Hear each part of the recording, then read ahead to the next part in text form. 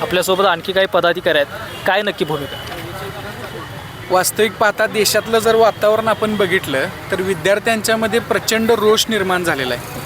कारण ज्यावेळेला CJI साहेबांनी विद्यार्थ्यांचा कॉक्रोच असा उल्लेख केला त्यावेळेला देशातील विद्यार्थी पेटून उठलेले आहेत आणि त्यानंतर त्यांच्या जंतर मंतर येथील आंदोलनाच्या वेळेला त्यांच्यावरती जो अमानुष हल्ला झाला त्याच्यावर विद्यार्थी असतील, विद्यार्थिनी असतील, विद्यार्थिनींचे तरी अक्षरशः आबरूचे धिंडवडे काढण्याचं काम त्या दिल्ली सरकारनं त्या ठिकाणी केलं, पोलिसांनी केलं. याच्या विरोधात सामान्य जनतेमध्ये एक प्रचंड रोष आहे आणि हा रोष असताना आपल्या तालुक्यातील एक आमदार सदाभाऊ खोत यांनी विद्यार्थ्यांना आतंकवादी म्हणण्याचं पाप त्या ठिकाणी केलं. जरी त्यांनी नंतर त्याची सारवासारव केली असेल, आपण मगाशी ज्याचा उल्लेख केलात, परंतु त्यांनी विद्यार्थ्यांना आतंकवादी म्हणला हा मेसेज विद्यार्थ्यांच्यात पोचलेला आहे आणि विद्यार्थ्यांची प्रचंड मनं त्या ठिकाणी दुखावली गेलेली आहे. आणि एकदा विद्यार्थ्याचं मन दुखावलं की काय होतं हे दिल्लीमध्ये आपण पाहताय. कॉक्रोचचं काय परिणाम होतो तो आपण पाहताय.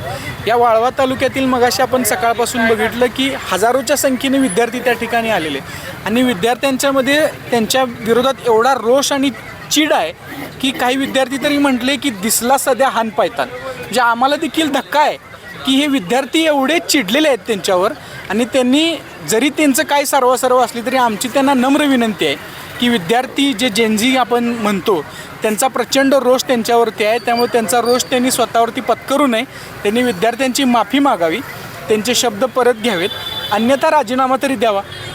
आणि राजीनामा काय ते सहजासहजी देतील असं आम्हाला वाटत नाही, परंतु त्यांनी त्या विद्यार्थ्यांची जी मनं दुखावलेली आहेत त्यांची माफी मागावी आणि विद्यार्थ्यांचा रोष त्यांच्यावरती ओढवून घेऊ नये.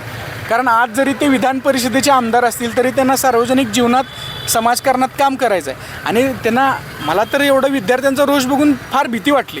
कारण आम्ही राजकीय विरोधक जरी असलो तरी राजकारणामध्ये काही सीमा बाळगून आम्ही काम करत असतो, परंतु विद्यार्थी हा काय आपण त्यांचा अंदाज लावू शकत नाही की त्यांना राग आला की ते कोणत्या टोकाला जातील. त्यामुळे माझी सदाभावना विनंती आहे की त्यांनी विद्यार्थ्यांचा रोष पत्करू नये आणि त्यांनी विद्यार्थ्यांची माफी मागावी.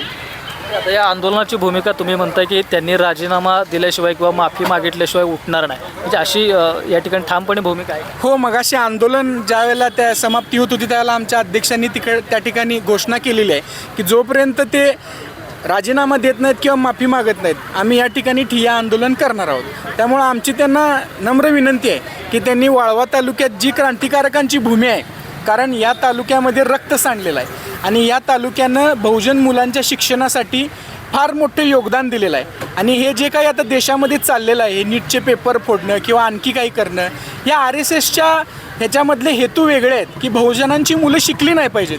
बहुजनांची मुलं जर शिकली तर यांच्या ताटाखालचं मांजर कोण होणार, यांची कामं कोण करणार.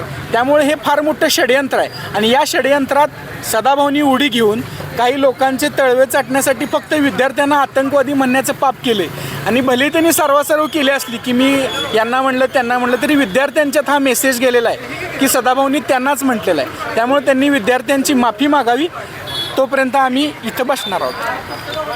तर नक्कीच आपण बघितलं की हे जे आंदोलन सुरू आहे त्या आंदोलनाला वेगवेगळ्या माध्यमातून त्या ठिकाणी पाठिंबा मिळत आहे आणि त्याच पद्धतीनं राष्ट्रवादी काँग्रेस पार्टीनं सुद्धा या आंदोलनाला पाठिंबा दिलेला आहे आणि प्रमुख त्यांनी या ठिकाणी भूमिका मांडलेली आपल्याला बघायला मिळते की बाबांनो सदाभाऊ जे आमदार आहेत सदाभाऊ खोत यांनी विद्यार्थ्यांची त्या ठिकाणी माफी मागावी आणि राजीनामा दिल्याशिवाय इथून या आंदोलनाच्या ठिकाणाहून आम्ही उठणार नाही अशी ठामपणे भूमिका राष्ट्रवादी शरदचंद्र पवार पक्षाने घेतलेली आपल्याला या ठिकाणी बघायला मिळते.